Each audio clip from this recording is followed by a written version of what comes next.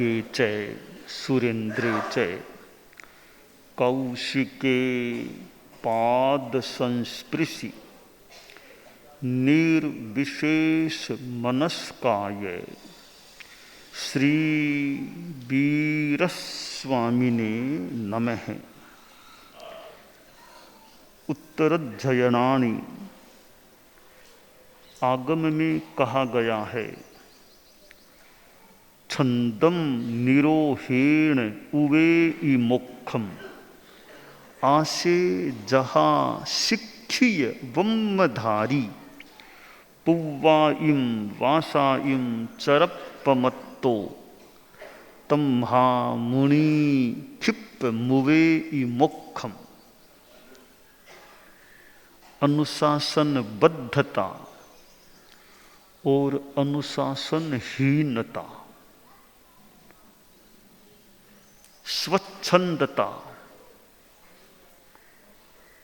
और नियंत्रित रहना, ये दो स्थितियां हैं। कोई आदमी सोचता है मैं क्यों दूसरों के अनुशासन में रहूं। ठीक है, एक भूमिका वह भी हो सकती है जहां आदमी दूसरों के अनुशासन की अपेक्षा ही नहीं रखता। इतनी साधना ऊर्ध्व कोटि की हो जाती है। स्वानुशासी जो बन जाता है और कसाय बहुत मंदया समाप्त हो जाते हैं, तो फिर कोई एकल विहार की साधना में भी प्राचीन काल की व्यवस्था से लग जाए तो वहाँ दूसरों के अनुशासन की अपेक्षा भी न रहे। केवल ज्ञानी हैं वे इंद्रियों की अपेक्षा न रखें। 5 इंद्रियां तो केवल ज्ञानी के भी, कान आँख नाक आदि ये द्रव्य इंद्रियां हैं, परंतु केवल ज्ञानी के भावेंद्रियां गिनती में नहीं होती हैं। क्यों नहीं होती हैं? कि भाव इंद्रियां क्षयोपशम भाव हैं। हमारी जो 5 इंद्रियां हैं, ये जो भाव इंद्रियां हैं वे क्षयोपशम भाव हैं। दर्शनावरणीय कर्म के क्षयोपशम से 5 इंद्रियां और 3 दर्शन 8 चीजें मिलती हैं। ज्ञानावरणीय का क्षयोपशम होने से भी 8 चीजें मिलती हैं। 4 ज्ञान, 3 अज्ञान और 1 भणन गुणन, ये 8 चीजें ज्ञानावरणीय कर्म के क्षयोपशम से उपलब्ध होती हैं। दर्शनावरणीय कर्म के क्षयोपशम से भी 8 चीजें मिलती हैं। 5 इंद्रियां, 3 दर्शन, चक्षु दर्शन, अचक्षु दर्शन, अवधि दर्शन। मोहनीय कर्म के क्षयोपशम से भी 8 चीजें मिलती हैं। 4 चारित्र, ये सामायिक, छेदोपस्थापनीय, परिहार, विशुद्धि, सूक्ष्म संप्राय। देश वृत्ति जो श्रावक में होती है, और 3 दृष्टि, सम्यक दृष्टि, मिथ्या दृष्टि, सम्यक मिथ्या दृष्टि, ये 8 बोल, 8 चीजें मोहनीय कर्म के क्षयोपशम से मिलती हैं। चारित्र और देश वृत्ति तो चारित्र मोहनीय के क्षयोपशम से, 3 दृष्टियां दर्शन मोहनीय के क्षयोपशम से मिल जाती हैं। अंतराय कर्म के क्षयोपशम से भी 8 चीजें मिलती हैं। 5 लब्धि, दान लब्धि, भोग लब्धि, उपभोग, लाभ लब्धि, भोग, उपभोग, वीर्य, और 3 वीर्य हैं, बाल वीर्य, पंडित वीर्य, बाल पंडित वीर्य। ये 8 चीजें अंतराय कर्म के क्षयोपशम से उपलब्ध होती हैं।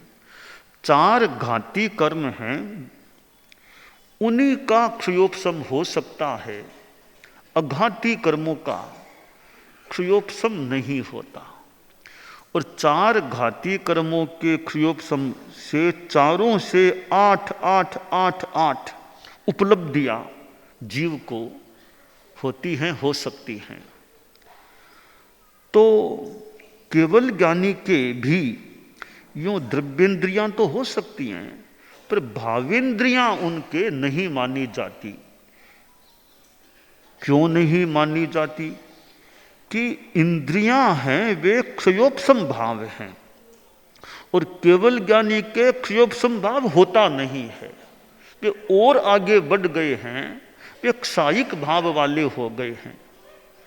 केवल ज्ञानी मुनि जी हैं, संत हैं, तीर्थंकर हैं, साध्वियां भी केवल ज्ञानी होती है ऐसा माना गया है। हमारी जैन श्वेतांबर की परंपरा में साध्वी भी केवल ज्ञान प्राप्त कर सकती है, यह मंतव्य मान्यता है।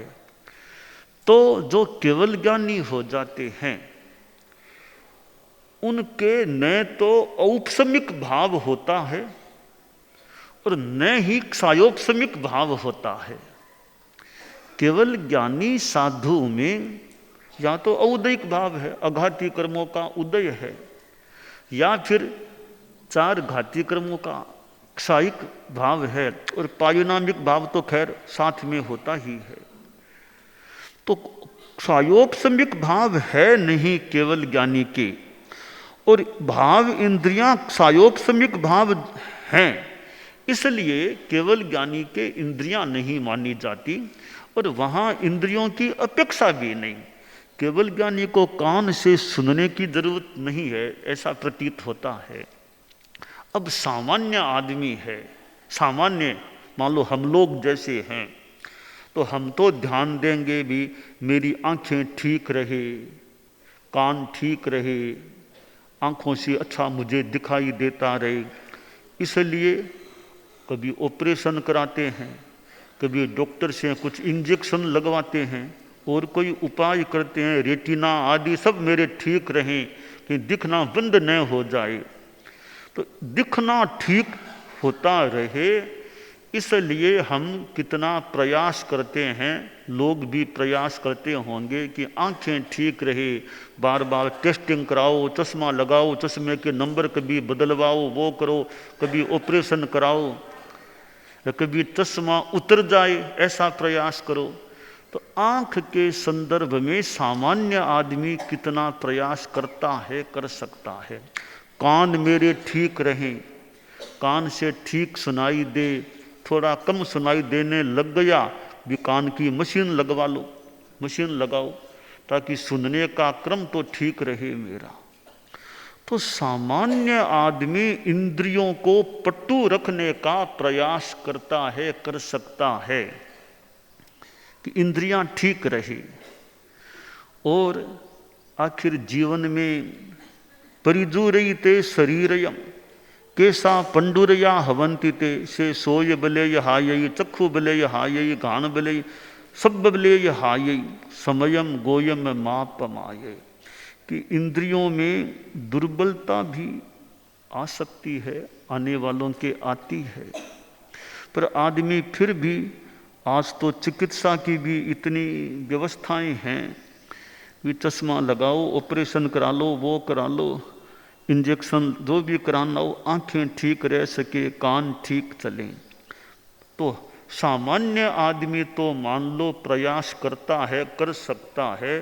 कोई केवल ज्ञानी साधु है, वो कभी किसी डॉक्टर को कहेगा क्या कि मेरी आंखों के लिए ऑपरेशन करो, कि वो करो, कि मेरे कान की मशीन लगाओ, वो कहीं कहेगा क्या? उनको जरूरत क्या है कान से सुनने की, जरूरत क्या है आंखों से देखने की? ये द्रव्य इंद्रियां है तो ठीक, नहीं तो ठीक, उनके वैसे क्या फर्क पड़ता है?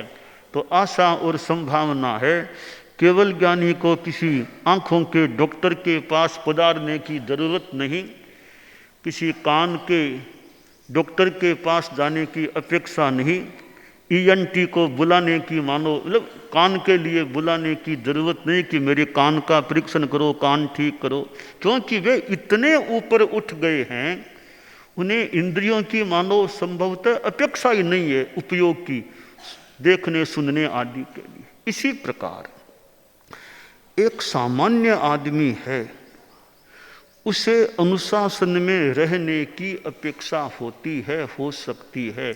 इतना ऊंचा उठ गया, साधना इतनी उच्चतम हो गई है।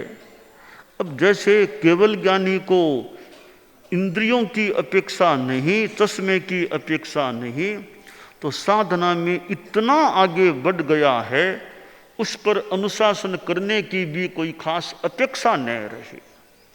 आगम में यहाँ कहा गया है, छंदम निरोहेण उवे इमुखम आशे जहा सिक्खिय ब्रह्मधारी, कि एक घोड़ा होता है, तनुत्राणधारी घोड़ा। घोड़े दो प्रकार के होते हैं, एक प्रशिक्षित अश्व और दूसरे अप्रशिक्षित अश्व। एक घोड़ा प्रशिक्षित होता है, ट्रेंड होता है, दूसरा घोड़ा अनट्रेंड होता है, अप्रशिक्षित होता है। प्रशिक्षित घोड़ा है, उसको युद्ध में सम्रांगण में भेजा जाए, उसमें पाटव है, तो पाटव है तो वो रण का पार पा सकता है, अपने सवार को विजेता भी बनाए तो बना सकता है, क्योंकि वो ट्रेंड है, प्रशिक्षित है। एक राजा था, राजा के पास कई घोड़े थे। दो घोड़े नए नए लाए गए थे, तो राजा ने सोचा इनको भी प्रशिक्षित करा दिया जाए तो युद्ध में और में अच्छे कहीं काम आ जाए। दो कुल पुत्रों को बुलाया, एक को एक घोड़ा सौंपा, दूसरे को दूसरा घोड़ा सौंपा। और राजा ने कहा, तुम दोनों का यह दायित्व है, इन घोड़ों को प्रशिक्षित करो और इनके भरण पोषण का भी पूरा ध्यान रखो। भरण पोषण में कमी नहीं रखना है और साथ में इनको ट्रेनिंग देना है, प्रशिक्षित करना है, ताकि युद्ध आदि में कहीं जाना पड़े तो ये अच्छे उपयोगी सिद्ध हो सके। दोनों अपने अपने घोड़े को अपने घर जहाँ उनका निवास था ले गए।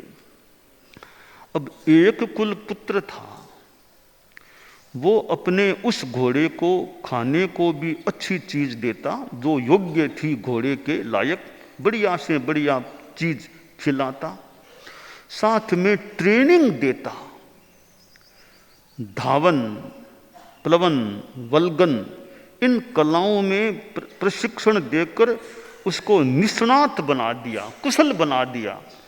दौड़ना, धावन, प्लवन, वल्गन कैसे क्या करना, सब घोड़े के लायक जो ट्रेनिंग होती है तो युद्ध में भी काम आ जाए, इस रूप में घोड़े को शिक्षित प्रशिक्षित कर दिया। अब दूसरा घोड़ा दूसरे कुल पुत्र के पास था, वो सोचा बढ़िया क्या खिलाना है, सामान्य भूसा और खिलाता, सामान्य चीज, उपयुक्त नहीं खिलाता, भूसा जैसा खिला देता। और ट्रेनिंग क्या ट्रेनिंग देना है, कौन टाइम लगाए, कौन फालतू समय इसके लिए लगाए, ऐसे घोड़ा चलता तो है ही, ऐसे ही चलता, ये क्या ट्रेनिंग देना है। तो कोई ट्रेनिंग भी नहीं दी, पोषक सामग्री जो देनी चाहिए थी बढ़िया, वो बढ़िया सामग्री भोजन के लिए नहीं थी। 6 महीना जो भी अवधि थी वो संपन्न हुई, राजा ने घोड़े मंगवाए। तो एक घोड़ा तो शिक्षित हो गया था, दूसरा अप्रशिक्षित रह गया था। अब युद्ध का कोई अवसर आया तो राजा ने कहा भी 2 घोड़े तो हमारे प्रशिक्षित करने के लिए कहा गया था, उनको युद्ध में ले जाओ। ले जाया गया।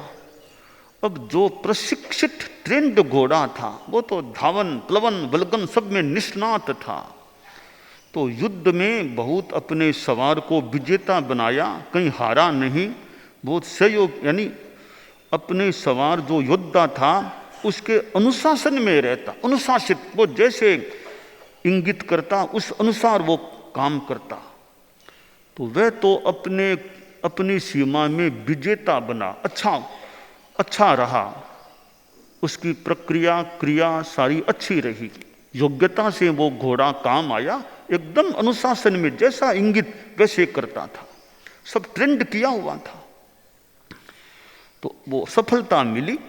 दूसरा जो घोड़ा था वो अप्रशिक्षित था, अनुशासित भी नहीं था, तो वो भी यूं लड़ाई युद्ध में गया तो वो सवार के कहने अनुसार काम ही नहीं करता, प्रशिक्षित भी नहीं था। आखिर सामने वाली सीमा ने उसको कब्जे में ले लिया, सवार को बंदी बना लिया, घोड़े को अपने तरफ ले गए, विफलता हो गई, हार हो गई। तो यह अनुशासनबद्धता और अनुशासनहीनता, छंदम निरोहेण उवे इमोक्षम। एक घोड़ा स्वच्छंदता नहीं रखता था, अनुशासित रहता था, ट्रेंड भी हो गया तो साफल्य को प्राप्त हुआ। दूसरा घोड़ा अनट्रेंड रहा, अप्रशिक्षित रहा, अनुशासित भी नहीं था, तो वैफल्य को प्राप्त हो गया। आगम में कहा गया है, आशे जहा शिक्षीय बम्मधारी, अश्व है यथा शिक्षित वर्मधारी, जो तनुत्राणधारी, एकदम सुरक्षा कवच है, तनुत्राणधारी है और शिक्षित है, ट्रेंड है, वो रण का पार पा सकता है। इसी प्रकार स्वच्छंदता का निरोध करने वाला साधु मोक्ष को प्राप्त, संसार का पार पा सकता है, मोक्ष को प्राप्त कर सकता है। तो स्वच्छंदता का निरोध करें, स्वच्छंदता को छोड़ें।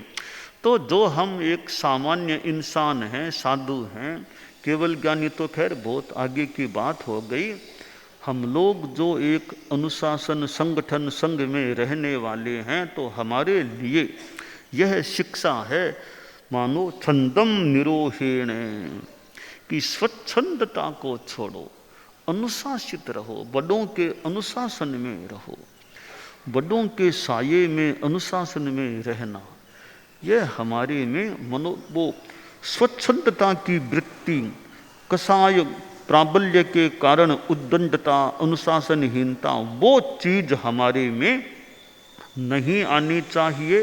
जो हमसे बड़े हैं, हमारे मुखिया हैं, उनके अनुशासन में रहना, अनुशासित रहता है, वो आगे बढ़ सकता है, वो अच्छा विकास कर सकता है, वो पार पा सकता है। परंतु जो उद्दंड हो, अविनीत हो, उच्छृंखल हो, कहना नहीं मानता, ट्रेनिंग भी अच्छी नहीं लेता, शिक्षण भी प्राप्त नहीं करता, तो ऐसा व्यक्ति अपने जीवन में कुछ वैफल्य को भी प्राप्त हो सकता है। आगमकार ने आगे कहा इस श्लोक में, पुब्बाइंग वासाइम चरप्पमत्तो तम्हा मुनि क्षिप्त मुवे इमुखम, कि जीवन के पहले हिस्से में भी अप्रमत्त रहना चाहिए। कोई ये सोचे नहीं बाद अप्रमाद, ये बातें बाद की है, अभी क्या अप्रमाद, अभी तो खूब मौज मस्ती से रहो, अप्रमाद हो तो बुढ़ापे में देखेंगे क्या, ऐसा बुढ़ापे में नहीं, पहले से ही ध्यान दो, पूर्व अवस्था में भी, जवानी में भी ध्यान दो, कैशोर्य में भी ध्यान दो, कि हमें अप्रमाद यानी अनुशासित रहना है। प्रमाद में, पापों में हमें पाप श्रमण नहीं बनना है, हमें सुश्रमण बनना है, पाप श्रमण नहीं बनना। साधु ये हम लोग ये सोचें, हमें पाप श्रमण नहीं बनना है, सुश्रमण रहना है, सुसाधु रहना है, प्रमादी नहीं बनना है। खाए पिए आराम करो, न पढ़ना न लिखना न स्वाध्याय, बस बातें, अगर हमने बातें कर ली, सो गए, गोचरी चले गए, खा लिया पी लिया, ठीक है, कोई अच्छा है, खा लिया पी लिया, फिर साथ में कुछ स्वाध्याय और करते हैं या नहीं, समय का उपयोग करते हैं या नहीं, दिन कैसे बीत रहा है, रात कैसे बीत रही है। वार्तायाम रजनी गता, रातों बातों मेरी नींद में तो रात चली गई बातों में। या एक तो कि स्वाध्याय दिवसो गत है, कि मेरा दिन कैसे बीता, कि मुख्यतया स्वाध्याय दिवसो गत है, मेरा आज का दिन स्वाध्याय किया या नहीं। तो यह अनुभव हो कि मेरा दिन स्वाध्याय में बीता। सुबह व्याख्यान प्रवचन सुना था, बाद में क्लास में गए थे, फिर क्लास में गए, गोष्ठी में गए, और भी कुछ पढ़ना और किया है, तो मोटा मोटी या दूसरों को पढ़ाया है, तो मोटा मोटी स्वाध्याय दिवसो गत है, कि स्वाध्याय में मेरा दिन बीता है। और ध्याने चापि गता रात्रि ही, रात में नींद तो ली थी, नींद तो लेनी पड़ी, साथ में जो पहले पौर में पश्चिम रात्रि में समय मिला, मैंने जप ध्यान भी किया था, तो मेरी रात्रि है। ध्याने चापि गता रात्रि, नींद के सिवाय ध्यान जप इन चीज़ों में भी, ध्यान में भी मेरी रात बीती है। तो भी यह साधु यह सोचे मैं अपने आप पर स्वयं भी अनुशासन करूं, जो मेरे बड़े हैं, मुखिया हैं, उनके भी अनुशासन में रहने का प्रयास करूं, लंबे काल तक भी बड़ों के अनुशासन में रहने का मौका मिले। कि भारमल जी स्वामी थे, आचार्य भिक्षु के पास कितने यूं लंबे काल तक उनको रहने का मौका मिला, स्वामी जी के पास रहने का मौका मिला। तो अपने बड़ों के पास रहने का मौका मिले, ठीक है, हमें मौका मिले उसका बढ़िया उपयोग करें। बड़ों का साया सहज प्राप्त है, तो बड़ों की सेवा कर सकें वो सेवा करें, जो उनसे लेना उचित हो वो लेने का प्रयास करें, कुछ सीखने का प्रयास करें, उनको देख देख कर भी जो सीखा जा सके वो सीखने का प्रयास करें। तो भारमल जी स्वामी को परम पूजनीय आचार्य भिक्षु के पास लंबे काल तक सामान्य मुनि के रूप में भी और एज युवाचार्य के रूप में भी उनको लंबे करीब 28 वर्षों तक भारमल जी स्वामी को युवाचार्य के रूप में, यानी आचार्य भिक्षु के थोड़ा कोई एक चतुर्मास कोई अलग किया, बाकी प्राय आचार्य भिक्षु के सानिध्य में रहने का मौका, तो बड़ों के पास रहने का मौका मिले, अच्छी बात एक दृष्टि से। जो सहयोग कर सके, सेवा कर सके तो काम करें। कि आचार्य के पास युवाचार्य रहें, वर्षों तक मौका मिले, तो भी आचार्य के पास रहने का मौका मिल रहा, युवाचार्य के रूप में रहने का मौका प्राप्त है, तो भी जितना हो सके सेवा करें, संघीय कार्यों में और में जो उचित हो वो सेवा करें, और जो उनसे लेना उचित हो वो लेने का प्रयास करें, जानने का, सीखने का, समझने का प्रयास करें। तो युवाचार्य को लंबे काल तक भी अगर मौका मिले तो, बाकी तो जैसा नियति का योग है, किसी को मिले कम मिले, अगर मिलता हो तो फिर उसका लाभ उठाने का भी, कि मेरे आचार्य विराजमान हैं तो जितनी हो सके इनकी सेवा करूं, यथा योग्य सेवा करूं, इनके कार्यों में जो यथा योग्य सहयोग करूं, और अच्छा सानिध्य का, मुझे गुरु का सानिध्य प्राप्त है, जो उचित तो लाभ उठाने का प्रयास करूं। तो आगम ने कहा भी कि यह छंदम निरोहेण, कि युवाचार्य हैं, आचार्य के सामने तो मानो वो उन्हीं के द्वारा दीक्षित है या उनसे दीक्षा पर्याय में छोटे हैं, तो उनके तो शिष्य हैं। युवाचार्य पर भी आचार्य का अनुशासन, आचार्य की आज्ञा है।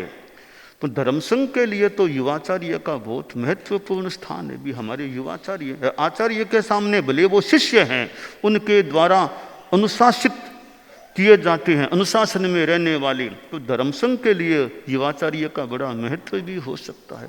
तो छंदम निरोहेण, कि बड़ों के पास रहें, अनुशासित होकर के रहें, हम यथा योग्य विनय भाव से रहें, तो वो साधु बहुत अच्छा। तो विनय भाव से बड़ों के पास रहने वाला, हाँ अपनी चिंतन शक्ति अच्छी रखे, अपना मत अच्छा रखे, पर विनय भाव, बड़ों के प्रति जो उचित विनय हो, विनय का प्रयोग करें। तो छंदम निरोहेण उवे ई मोक्षम, कि स्वच्छंदता का निरोध करें। आचार्य महाप्रज्ञ जी थे, गुरुदेव तुलसी के पास लंबे काल तक रहे, मुनि अवस्था में भी बहुत वर्षों तक रहे। बाद में एज ए युवाचार्य करीब 15 वर्षों तक युवाचार्य के रूप में गुरुदेव तुलसी के, बाद में आचार्य के रूप में भी गणाधिपति गुरुदेव तुलसी के नैकट्य में भी रहे थे।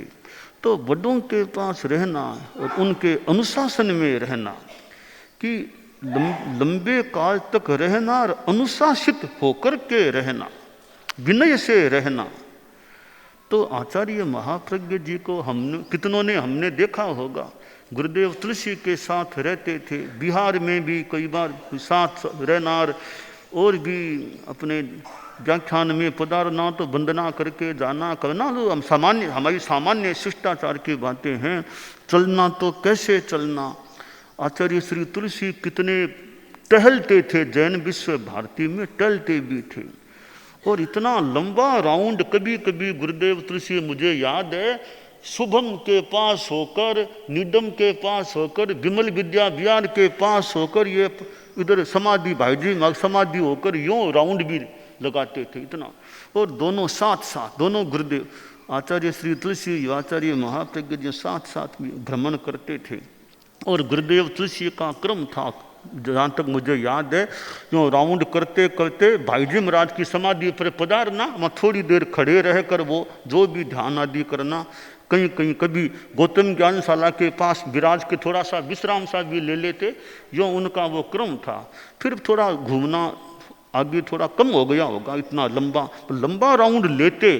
तो भिक्षु विहार से इधर से पधार कर ठेठ अतिथि गृह शुभम के पास होकर, ग्रंथागार के पास होकर, और उससे आगे निडम तक होकर, निडम के पास होकर, विमल विद्या विहार के पास होकर यूँ राउंड लेकर पधारते थे। युवाचार्य महाप्रज्ञ जी साथ रहते तो वो कितने विनय, मतलब एक अच्छे विनय, एक शिष्ट जो आचार्य श्री के पास चलते, मुझे थोड़ा चलने में भी, और भी यूँ नहीं कि बराबर चलने में जो उचित, यहाँ थोड़ा संकोच, थोड़ा बड़े हैं तो बड़ों के पास यूँ रहना।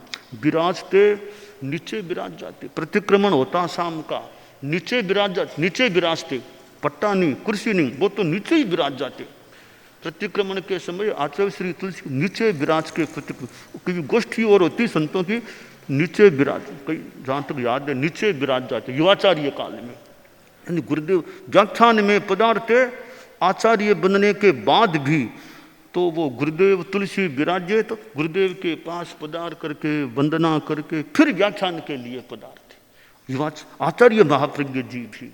तो उनका हम व्यवहार, कि गुरुदेव तुलसी के प्रति जो व्यवहार हम लोगों के सामने, जैसे जो कि वो विनय शिष्टता की, गुरु हैं, बड़े हैं, आचार्य पद छोड़ दिया, गणाधिपति बन गए, तो भी वे अपना सम्मान, विनय, गणाधिपति गुरुदेव का। तो एक हम सभी को भी, कि हम भी अनुशासित रहें, विनय से रहें। हाँ, अपना बुद्धि का उपयोग करें, चिंतन मंथन अच्छा रखें, पर जहाँ एक शिष्टता का है तो शास्त्र में कहा छंदम निरोहेण, अपना स्वच्छंदता को निरुद्ध करके व्यवहार करना। और बड़ों के पास, जो हमारे बड़े हैं, मुखिया हैं, उनके पास अनुशासित होकर, एक सिंगाड़े की बात ही हम देखो, गुरु तो खैर बहुत बड़ी चीज़ है, गुरु की तो बहुत ही ऊंची बात है, आप सिंगाड़े में भी है, अगवानी भी है। एक छोटे साधु को सिंगाड़े में दिया है तो वह अनुशासित रहेगा, यथा योग्य एक विनय भाव रखेगा, स्वच्छंदता नहीं रखेगा, तो छोटे का बहुत विकास हो सकता है। और कहना नहीं मानता, पूरा खुद जानता नहीं, समझता नहीं, उद्दंडता अगर आ जाए, अविनीतपना आ जाए, तो जीवन अच्छा बनने में भी कठिनाई हो सकती है। तो जीवन को अच्छा बनाना है तो भी बड़ों के यथा योग्य अनुशासन में हम रहें, थोड़ा अपने आप पर कंट्रोल रखें, बड़े क्या फरमा रहे हैं, हम कैसे बात कर रहे हैं, सामने बोलते हैं, तैत बोलते हैं, क्या बोलते हैं, वो हम ध्यान रखें कि मेरा गुस्सा इतना न आ जाए कि मैं और कुछ शब्दों को काम में लेना शुरू कर दूं। क्योंकि बड़े हैं, अगवानी हैं, तो उनके साथ मैं कैसे बोलता हूँ, उनको भी तू ऐसे कह दूं, तो ऐसे अच्छी भाषा काम में न लूँ, जा जा जा जा कहीं ना जा, ऐसे बड़ों को बोल दें, तो यह शिष्टता में तो कमी है ना। तो हम सभी भी विनय से रहना हमारे लिए श्रेयस्कर हो सकता है। अपना विनय, अनुशासित रहना, उच्छृंखलता नहीं करना, उद्दंडता नहीं करना, यह हमारे जीवन में, हम सभी के जीवन में यह क्रम रहे तो फिर तम्हा मुनि क्षिप्त मुवे ई मोक्षम, ऐसा जो स्वच्छंदता को निरुद्ध करने वाला मुनि है, वो साधना करके शीघ्र ही यथा जैसी विधि व्यवस्था है मोक्ष को प्राप्त कर सकता है। तो ये चौथे अध्ययन का श्लोक है। छंदम निरोहेण उवे ई मोक्षम आशे जहा शिक्षीय ब्रह्मधारी पुब्बाइं वासाइं चरपमत्तो तम्हा मुनि क्षिप मुवे ई मोक्षम। तो ये मोक्ष की प्राप्ति की बात, तो केवल ज्ञानी बन जाए फिर तो खैर उनके लिए तो क्या तो शिक्षा, वे तो कृतकृत्य हैं, उनके लिए आगम की अपेक्षा नहीं है, उनके लिए इस श्लोक को उनको समझाने की जरूरत नहीं है, वो तो महापुरुष हैं, केवल ज्ञानी हैं। अब केवल ज्ञानी बहुत ऊपर उठ गए, हम सोचें भी मन बढ़िया रहे, मन को शुद्ध रखो, हम संगी हैं, पर केवल ज्ञानी को संगी कहने की अपेक्षा नहीं है। हम तो कह तुम संगी या असंगी, कि मैं संगी हूँ, पर कोई केवल ज्ञानी के लिए पूछे केवल ज्ञानी संगी या असंगी, केवल ज्ञानी नो संगी नो असंगी, वे न तो संगी हैं न असंगी हैं, वो नो संगी नो असंगी होते हैं। तो जिस प्रकार इंद्रियां उनके लिए कृतकृत्य हैं, उसी प्रकार ठीक है, प्रणीयम मनम धारिजा, प्रणीयम मनम धारिजा, ऐसा भगवती में संभवतः पाठ है। प्रणीयम मनम, वो एक द्रव्य मन जो भी एक मन की है, प्रणीयम मनम धा, क्योंकि वो थोड़ा तो इसलिए है ना, जो 24 में आता है, सुर अनुत्तर विमान ना सेवरी, प्रश्न पूछा उत्तर जीन देवरी, अवधि ज्ञान करी,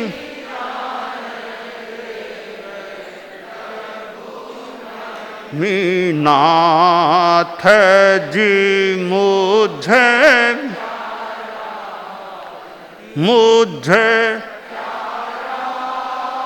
प्राण आधारा, प्रभु ने मीनाथ जी मुझे प्यारा। अब यहाँ दयाचार्य ने तत्वज्ञान की बात इस 21वें गीत में जो डाली है, बड़ी थोड़ी गहरी बात डाल दी है कि तीर्थंकर यहाँ विराजमान हैं, मान लो मनुष्य क्षेत्र में, अनुत्तर विमान के देव बहुत ऊंचे, उनके मन में कोई जिज्ञासा है, प्रश्न है, अब वो वहाँ से प्रश्न पूछ रहे हैं, यहाँ विराजमान तीर्थंकर उसको जान रहे हैं और उनके प्रश्न का उत्तर दे रहे हैं। उस उत्तर को वे अनुत्तर विमानवासी देव अपने अवधि ज्ञान या अवधि दर्शन, जो अवधि ज्ञान मान ले, दोनों ही उनके पास है, वो अपने अवधि ज्ञान से जान लेते हैं, हाँ मेरे प्रश्न का यह उत्तर भगवान दे रहे हैं, दिया है।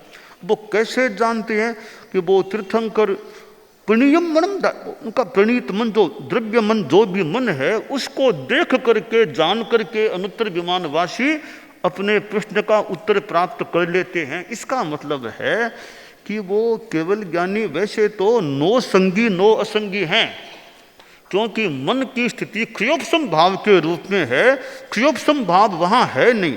संगीपना यानी जो क्रियोपसम भाव जन्य संगीपना है, तो क्रियोपसम भाव न होने से वे संगी तो नहीं है, पर एक प्रकार की कोई मन की प्रक्रिया, तो द्रव्य मन हो, जो भी मन हो, प्रणीत आगम में प्रणीयं मनम धारिजा वाली पाठ आता है, तो उस रूप में उनके मन की प्रवृत्ति होती है। ऐसा प्रतीत हो रहा है, तो उसके आधार पर अनुत्तर विमानवासी देव अपने प्रश्न का उत्तर भी उनसे प्राप्त कर लेते हैं। तो यह आगम में हमें छंदो निरोध की बात प्राप्त होती है।